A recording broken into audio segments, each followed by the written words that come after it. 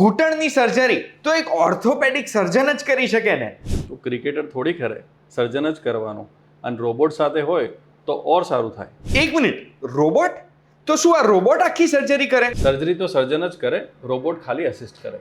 Robotic surgery ચાલતી હોય ત્યારે એકદમ જ લાઇટ જતી રહી તો એનાથી કોઈ ફરક ના પડે, સર્જરી તો ચાલુ જ રહે. ચાલુ સર્જરી એ રોબોટ કોઈ હેક કરી કાઢે અને જાતે સર્જરી કરવા લાગે તો? એવું શક્ય જ નથી. હવે રોબોટિક સર્જરીમાં રોબોટ સર્જરી કરે એના કરતા કોઈ એક્સપિરિયન્સ્ડ ડોક્ટર જો સર્જરી કરે તો વધારે સારું રિઝલ્ટ મળી શકે ને. વાત તમારી સાચી છે, પણ ડોક્ટર અને સારો રોબોટ બંને સાથે મળીને કરે તો બહુ જ સારા સક્સેસ રેટ મળી શકે. શું રોબોટિક સર્જરી આવી એના પછી હવે સ્કિલ્ડ ડોક્ટર્સની જરૂરત નથી રહી? હું પણ સર્જરી કરી શકું રોબોટ યુઝ કરીને? ના, એવું નથી હોતું. સર્જરી તો સર્જન જ કરવાના, રોબોટ છે અસિસ્ટ કરશે. તો પછી સર આ રોબોટિક સર્જરી અને જે રેગ્યુલર ની સર્જરી થતી હોય છે એમાં ફરક શું છે? ઘણા બધા ફરક છે, એના માટે આખો વિડીયો જોવો પડશે.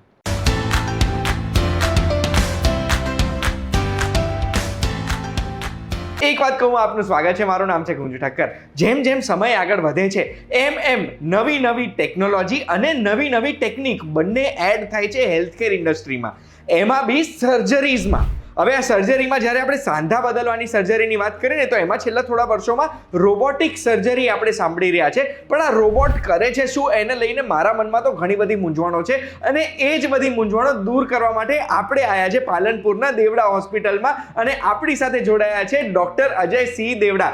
Thank you so much sir અમને સમય આપવા માટે. સરનું ઇન્ટ્રોડક્શન આપું તો સર એક ઓર્થોપેડિક સર્જન છે, અને સરના જે પેશન્ટ્સ છે એ મુંબઈ, પુણે, બેંગ્લોર, ચેન્નઈ, કોઇમ્બતુર, કોલકાતા, હૈદરાબાદ, અમદાવાદ જેવા અનેક શહેરોમાંથી આવે છે. અને સરની સર્જરી સર એક જગ્યાએ નહીં, અહીંયા પાલનપુરમાં દેવડા હોસ્પિટલમાં કરે છે, અમદાવાદમાં Sterling hospital, CIMS hospital, city plus hospital, મુંબઈમાં લીલાવતી હોસ્પિટલમાં પણ કરે છે. અને અત્યાર સુધી સરે 1500થી વધુ સર્જરીઝ કરી છે. એપ્રિલ મહિનામાં સર સાથે આપણે જોડાયા હતા, અને સરની એક નવી ટેકનિક CR ક્રુશિએટ રિટેનિંગ સર્જરી, જેમાં ઘૂંટણનો સાંધો બચાઈને પણ એ સાંધો રિપ્લેસ કરે છે એવી સર્જરીની વાત કરી હતી. એ વિડીયો આપણે એપ્રિલમાં કર્યો ને, એના પછી અત્યાર સુધી જ સર મને આંકડો કહે છે કે 500થી વધુ સર્જરી ઓલરેડી સરે કરી દીધી છે. એટલે સરને આ સવાલો પૂછવાની મજા આવશે મને. તો સર હવે રોબોટિક સર્જરી આપણે સમજીએ ને, એની પહેલા મારે સમજવું છે કે ઘૂંટણ બદલવાની જે સર્જરી હોય એ મને તમે સમજાવો કે કઈ રીતે ઘૂંટણ બદલાતો હોય છે. એના પછી આપણે સમજીએ કે રોબોટનું કામ શું છે.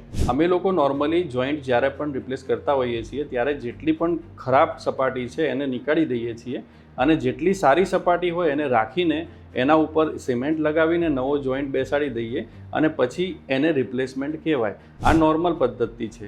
હવે રોબોટિકમાં શું કરીશું એ હવે સમજાવીશ. એટલે બસ મારે એ જ જાણવું છે કે રોબોટ આમાં કઈ રીતે મદદ કરે તમને આ આખી સર્જરીમાં. રોબોટનું એક જ મહત્વ છે કે એ તમને એકદમ પ્રિસિઝન, બરાબરથી ફાઇન ટચ આપે છે. જેમ કે તમારે હાડકું કટ કરવું છે, એના 19-20 ના થવું જોઈએ. આપણી દેશી લેંગ્વેજમાં કહીએ કે 19-20 થયું તો ચાલશે, પણ આ સર્જરી છે, સર્જરીમાં 19-20 ના ચાલે. એટલે પરફેક્ટ કટ આવવો બહુ જરૂરી છે. ઘૂંટણની જેટલી સપાટી ખરાબ છે એટલું જ કટ થવું જોઈએ. જો એનાથી થોડું પણ વધારે કટ થાય તો પેશન્ટને તકલીફ થઈ શકે છે, અને થતી હોય છે. હમણાંના ઘણા બધા પેશન્ટમાં આપણે જોઈએ કે સર્જરી પછી પણ એમને પ્રોબ્લેમ્સ ચાલુ હોય છે.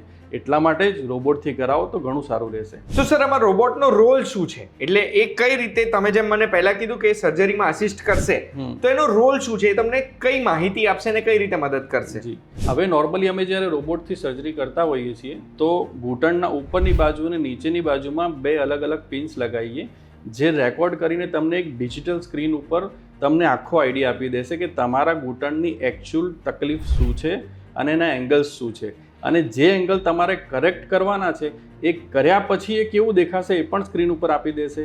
એટલે આનો મતલબ શું થયો કે તમે સર્જરીમાં શું કર્યા પછી શું થવાનું એ પણ પહેલાંથી પ્રેડિક્ટ કરી શકો છો. એટલે એક્યુરેસી બહુ જ સારી મળશે.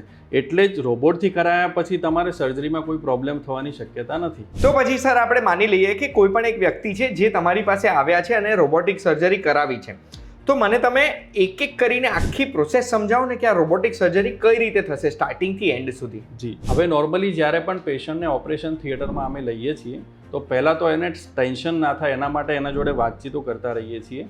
કમરમાં ઇન્જેક્શન આપીએ જેનાથી પગ બેહોશ થઈ જાય, પગની સાફ સફાઈ થઈ જાય, પગના ઉપર પેઇન્ટિંગ ડ્રેપિંગ થઈ જાય.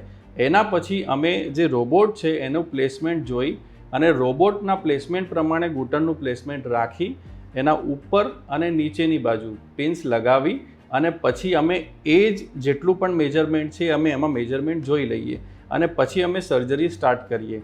સર્જરી સ્ટાર્ટ કર્યા પછી અંદર ગયા પછી મેઇન કામ હવે રોબોટનું ચાલુ થશે. રોબોટ શું કરશે કે તમે જે પહેલાં કટ લેતા હતા, હાડકાનું જેટલો પણ ખરાબ પાર્ટ છે કટ કરતા હતા, આમાં તમને રોબોટ તમારો હાથ પકડીને કે તમે એનો હાથ પકડીને એકબીજા સાથે મળીને આ સર્જરી કરવાના છો.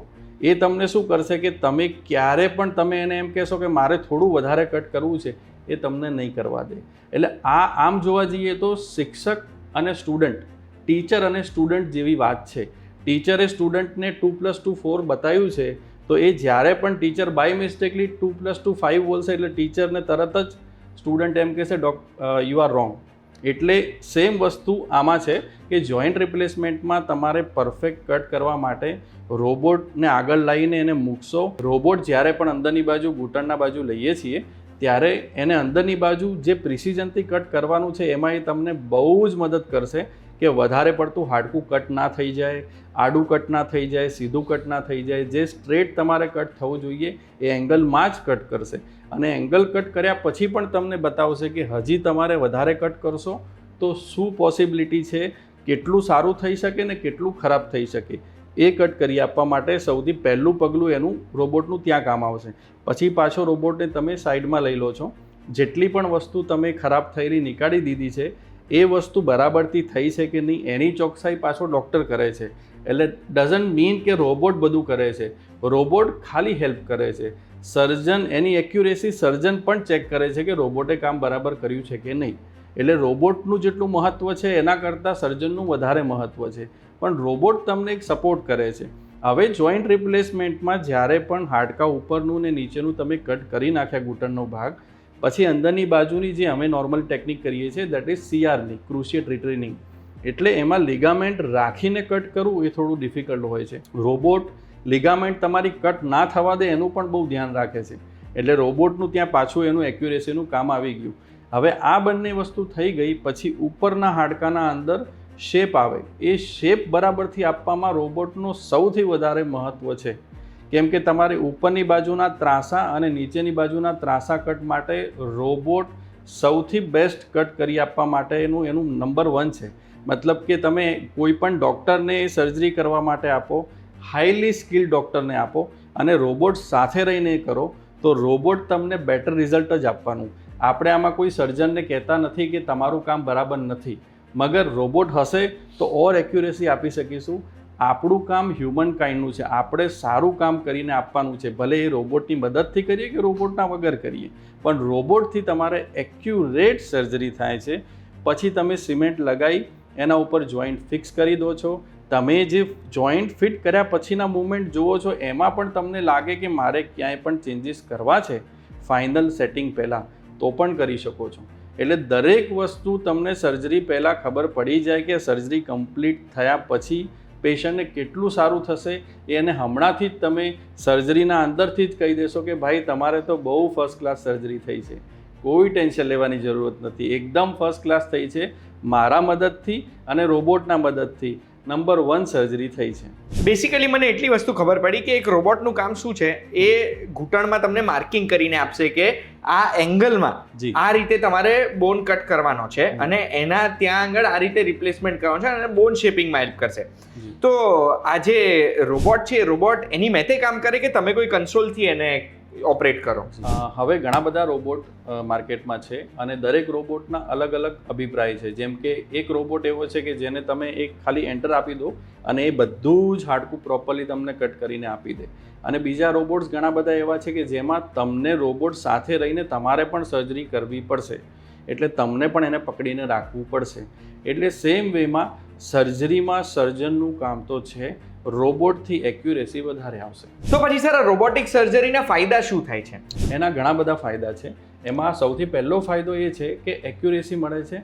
બીજું કે પેઇન ઘણો ઓછો છે અને ત્રીજું વેરી ફાસ્ટ રિકવરી, બહુ ઝડપથી પેશન્ટ રેડી થઈ જાય છે. તો પછી સર આ રોબોટિક સર્જરી છે એ દરેક દર્દીને તમે સજેસ્ટ કરો છો કે એવા કોઈ સ્પેસિફિક કેસીસ છે, સ્પેસિફિક ઇન્ડિકેશન્સ હોય જેમને તમે કહો કે રોબોટિક સર્જરી કરાવવી જોઈએ?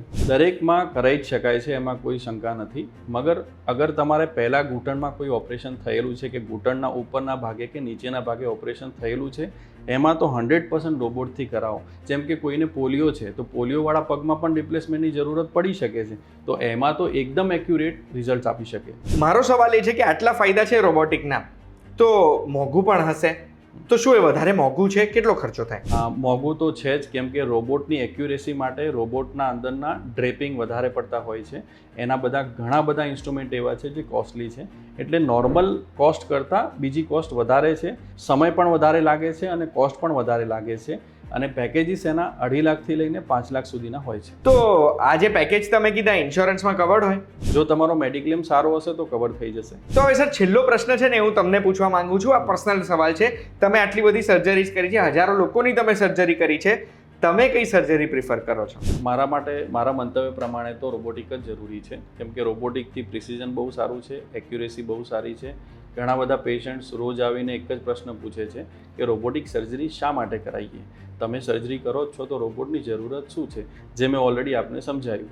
મગર ઘણા બધા ડૉક્ટર્સ, ઘણા બધા લીડિંગ સર્જન્સ હવે રોબોટ વાપરે છે, અને રોબોટથી કેટલું સારું રિઝલ્ટ છે એ તો તમે કરો ત્યારે જ આઈડિયા આવે, અને જે કરાવે એને બહુ ખબર પડે. તો બેટર છે કે તો આપના સર્જનને આપ પૂછો, અને જો એ ડૉક્ટર આપને સજેસ્ટ કરે તો પછી રોબોટથી કરાવો. આ વિડીયોમાં તમને કંઈક નવું જાણવા મળ્યું હશે, રોબોટિક સર્જરી વિશેની માહિતી મળી હશે. કોઈ પણ નવો પ્રશ્ન થાય છે તો એ પ્રશ્ન કમેન્ટમાં પૂછી શકો છો. મને ખબર છે ત્યાં સુધી એ દરેક પ્રશ્નનો જવાબ સર આપણને આપશે જ. અગર કોઈ એવો પ્રશ્ન છે જે તમારે પર્સનલમાં પૂછવો છે તો સ્ક્રીન ઉપર દેખાય છે એ નંબર ઉપર કોલ કરીને સરને તમે ડિરેક્ટલી પૂછી શકો છો, કે પછી સરની વેબસાઇટ ઉપર જઈને પણ એમને મેસેજ કરી શકો છો. આવી માહિતી માટે એક વાત કહું, જોતા રહેજો VTV Gujarati.com પર. આપણે ફરી મળીશું. ધન્યવાદ. Thank you so much sir.